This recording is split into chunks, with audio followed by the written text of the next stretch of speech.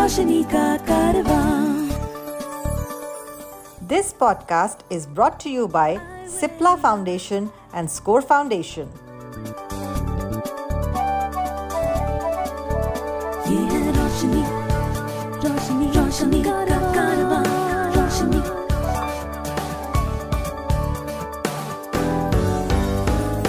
Eyeway, ये है रोशनी का कारवां. Hi, my name is George Abraham and welcome to Eyeway Conversations. My guest today is Sristi KC from Nepal. She is a motivational speaker, a dancer, and a trainer. Hi, Sristi, welcome. Hi, George. Thank you very much. Thank you. So, Sristi, let me begin by asking you, you are a motivational speaker. Mm-hmm. So tell me, what is the kind of audience you speak to and what are the kind of topics you speak about? So, yes, I've been working as a motivational speaker both nationally and internationally. So, I speak to all ages people. Actually, I speak to students, to youths mainly, but also I do speak with to young adults and all who are engaged in different sectors. Actually, like who have been in working professions or who is just a student, or so I go around and deliver my speech. So the topic I cover are like mainly about like the power of pain, positivity, living life with positiveness, success, failure. So also about like woman empowerment, or change that you could create to the world. So I speak in different topics, also sometimes as the requirement of the organizer. So I have been also a TED speaker. So TED, did you travel to the US to do the TED talk, or was it done online, or it was done in No. Nepal itself? Yeah, I had attended. I was a speaker in TEDx event in Nepal, and then when it was there was a TEDx event in India. That time I went as a more like a MC, because I also do MC. Wow, that's interesting. So, how do people know that you are a speaker, and how do people actually invite you? Do you promote yourself, or people come to you? I think it's right now it has become more like a mouth of word from different people. I think kind enough for people to recommend, to refer me. So somehow they get to know me through my YouTube videos, through social medias, and I think people referring. So that's how I haven't promoted myself much. But I think somehow they find me through my website, through Google's, and they approach me. So that's how it is. You have also set up an organization called Blind Rocks. Mm-hmm. Tell me a little bit about it. What is it set up for, and what does it do? So I had got blind at the age of 16. It was due to the negligence of a doctor that I got steroid medicine, and that caused glaucoma, and I happened to lose my sight. So when I got blind, I was very shocked, because I didn't know what was happening, what my future would look like. People were throwing lots of negative comments. So I was really shocked. And then at a point I said, no more shocking, but it should be rocking. So to transform the life, I started Blind Rocks, because I knew that blind can rock the world. So that's how the name came in. And then, yes, I did go to Kanthari International, which is located in Kerala, India. So there I got the leadership training. I equipped myself with all the skills, how to run an organization and how to create a social impact in the society. Then when I came back to Nepal, I started Blind Rocks. Since I'm more into art and creativity, I decided to use art as a tool. So being a dancer myself, I started using dance as a major tool in the beginning. Then after that, I also use like a fashion, interpersonal skills, adventure, communication, and many more to rock the life of blind people. So that's what we have been doing from past 8 years, and through organization also we travel all around Nepal and also all around the world.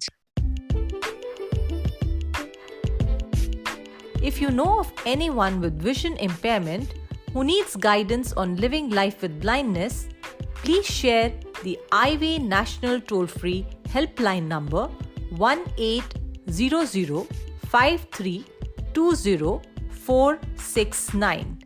The number is 1800-5320-469. You talked about dance, and there's a fair bit written about you, about your dance.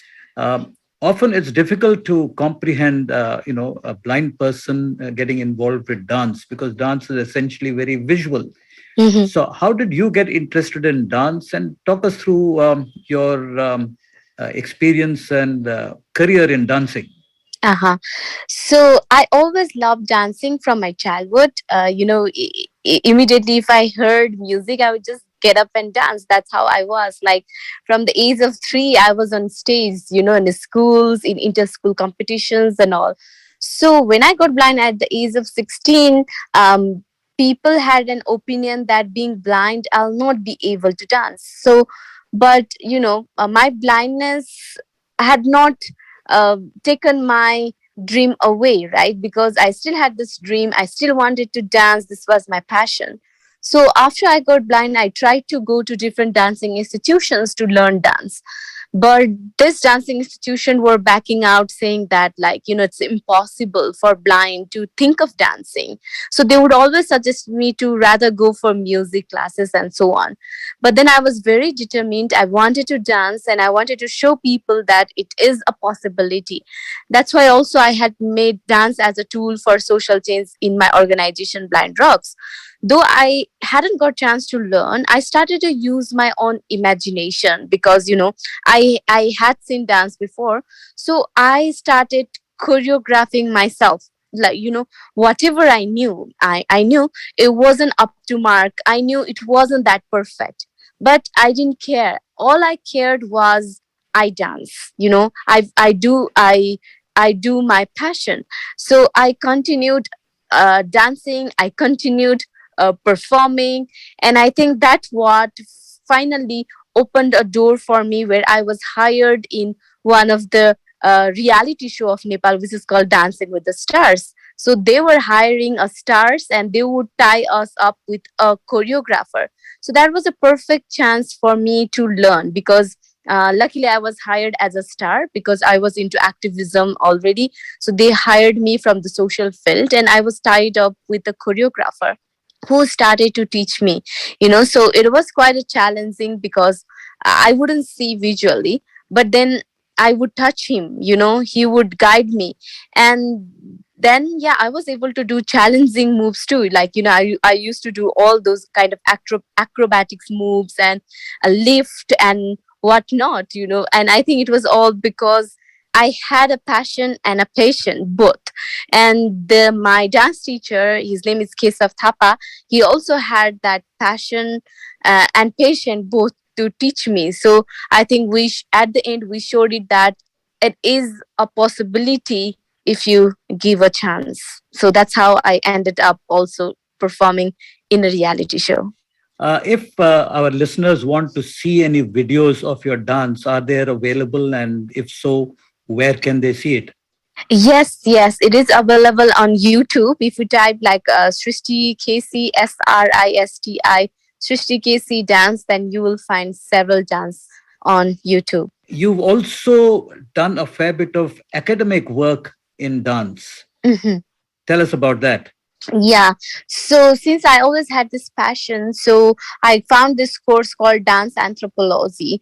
So I applied for my master's degree on Dance Anthropology, and luckily I got selected. So it was for the Erasmus scholarship, which is given by the European government. So I was able to study in 4 different countries. It was in Norway, France, Hungary, and UK. So there also I faced a challenge, but the professors all were very cooperative. So we figured out how to make it how could I still study and make it accessible. So it was more of academic. There I did not really learn how to dance, but I really learned a lot about dance. And there my research was mainly focused on how could I actually use dance to empower and emancipate blind and visually impaired people. And also there I developed a pedagogy, the accessible pedagogy to teach dance for the blind. And also I created a dance for the blind, I mean accessible dance for the blind. So I created a acoustic dance during my research. So as a blind dancer to Yeah. dance based on sound, and also as a blind audience, you could feel, perceive dance through sound. So it was made accessible from all perspective. So that's how I even invented acoustic dance with sound jewelry. I said because like my blind dancers were um, uh, fashioning the jewelries around their head, ankles, hip, and wrist, and each made a different sound. So each body parts were creating different sounds. So through sound, we were able to see slash perceive dance. Excellent. I just wanted to know when you applied for this Erasmus scholarship and the course in Europe, Mm. did they know that you were visually impaired before, or they got to know when you actually arrived in Europe? When I applied, they did get to know that I was blind because I had written that in my personal statement. So later, when they spoke with me, they said like, "See, we really find it like you have that competent, you have that vision, you have all the required qualities for us to." Take you in, but we never have any visually impaired or disabled students before. So they said that first you have to teach us how to teach you. That was what they had said. And I said, yes, I'm ready for it. I know it's going to be challenging, but I also know that we together can find a solution.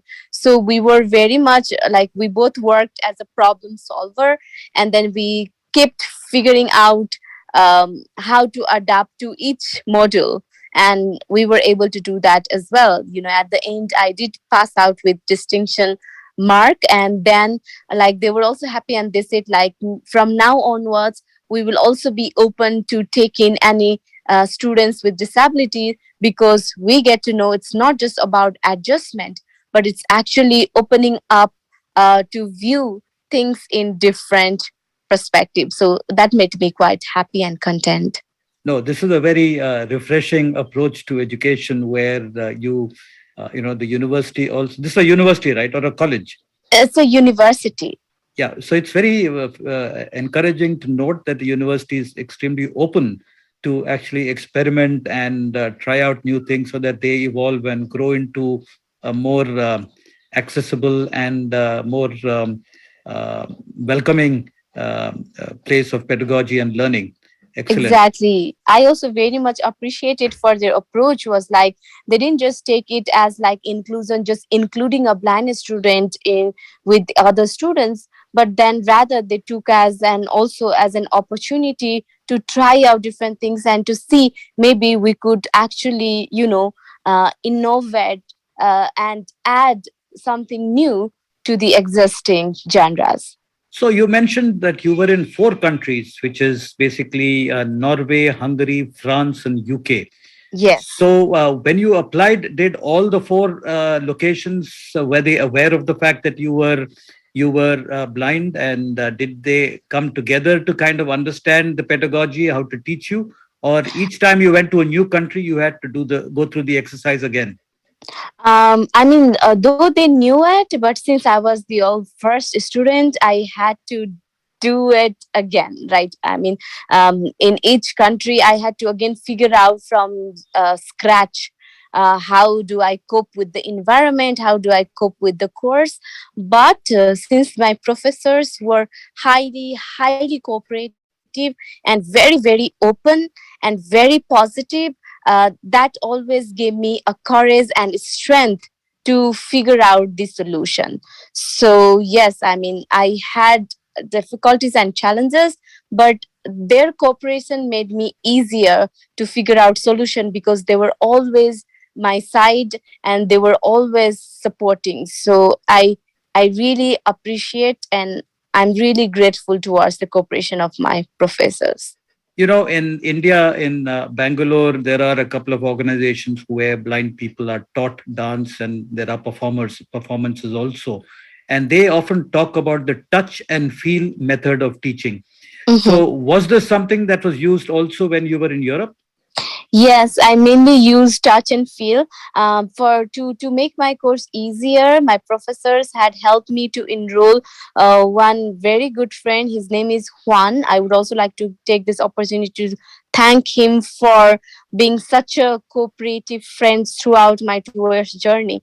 So he would always sit beside me in the class. So he's from Peru, and he would, like, everything that was shown in the video, he would draw in my hand. He would help me to manipulate in my body, so I could get to know what's going on in the class. And also after the class, he would sit with me, because there were a lot of books, since it was a visual subject, a lot of books which was not accessible for me. So he would always spend time with me studying and explaining everything. So I did not feel that I missed out anything, because he would verbally describe everything that was even happening visually. And sometimes even in the class, I would just get up, go to my professor and just touch their limb, just touch their leg while they were moving, to get to know what was happening. And that's how we learned. And I get to know everything, even if it was a visual.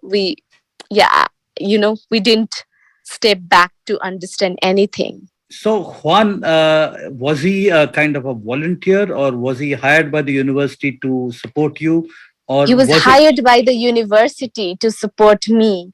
And then he was brilliant. I mean, he was always my like first kind of go to supervisor thing. Like, he would read books.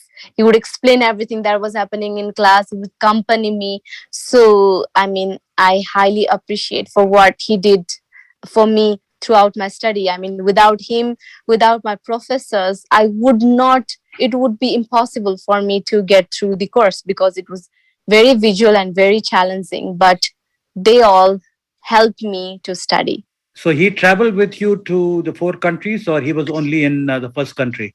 So he traveled. At first he was only for Norway, and then, like, he got offered that he can travel with me if he wants, and he was kind enough to accept that and to dedicate that 2 years for me.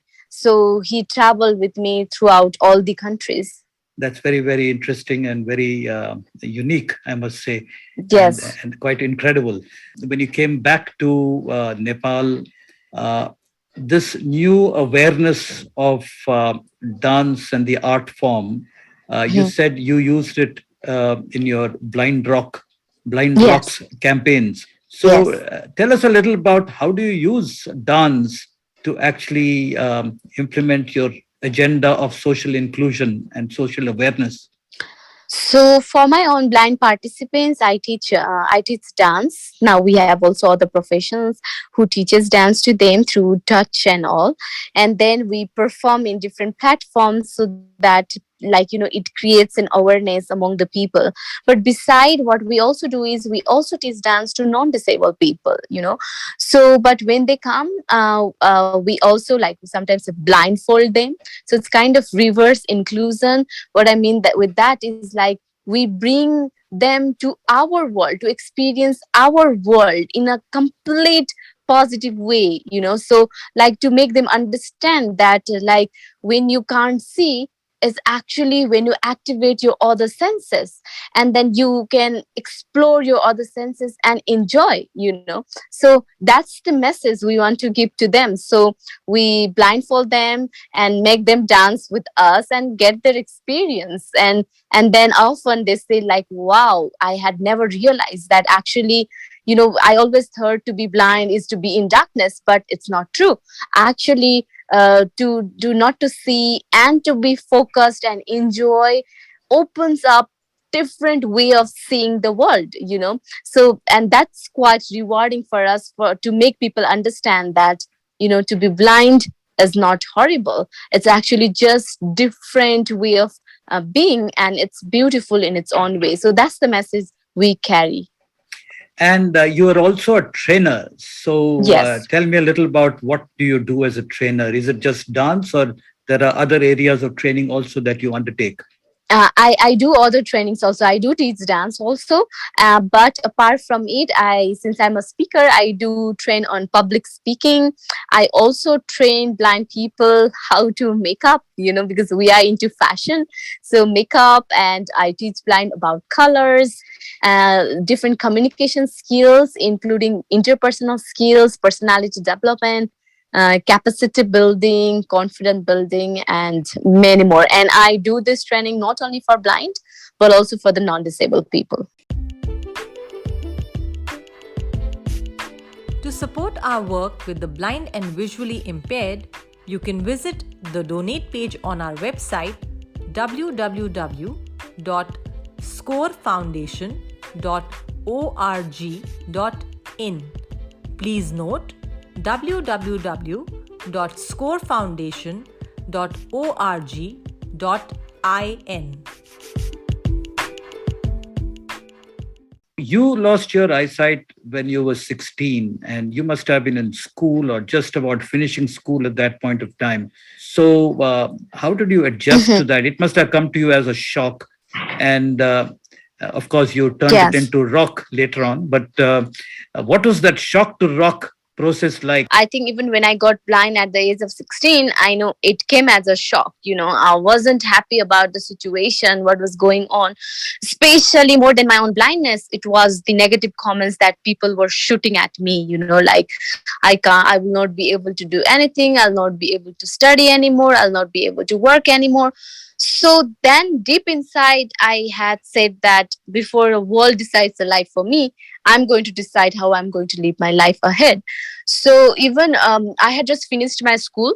So I wanted to enroll in the college, but the colleges were backing out, saying like, they can't enroll a blind students. I should rather go to the special education because they don't have resources, they don't have teachers. So there were a lot of excuses. So at that moment, I said, well, I have to accept and love myself the way I am, and at least I had a good family. My families were very supportive, and they were like, they didn't treat me differently. I was always a daughter, I was always their sister. They didn't treat me as a blind daughter or a blind sister. So that gave me also a courage, no matter what people said outside, at least I had a family support. And I said like, well, I'm not letting my family down, because I could see my mother's crying all the time. So I said, I don't want this. I want to transform my mother's tears into happiness, into smile. For that, I need to make a difference to my life and to the society. So I should do it. So I had that determination. So I decided I will study. And finally, when I got enrolled to the public campus, luckily I happened to the very year I happened to top the entire university of Nepal, and I even got awarded from the president of the country. So I made that history, where it was the very first blind student who had topped the entire nation. So then, like, slowly people started to talk about me. So I mean, that paved a way for me to go on and go on. And I knew that I might fall, but I also knew that I can rise up. Yeah, tell me a little bit about your family, who all are there, and how do they kind of respond to you? And maybe you might also like to talk about your friends. Yes. So in my family, I have my father, mother. I have two elder brother, very supportive, very loving, very caring. They both are married with beautiful women who are also very, very supportive. They both have little daughter who are also very cute and loving. So I have a lovely, lovely family.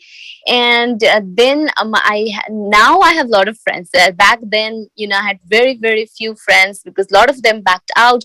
But I think who are meant to stay with me stayed, who were meant to be there for me are there still. So sometimes I think being blind filters out, by default. Only good ones stays with you. So I think that would happen. So there were my amazing few friends from college level who are still with me right now. and now I have a lot of friends nationally and internationally, because I'm also part of Kantari.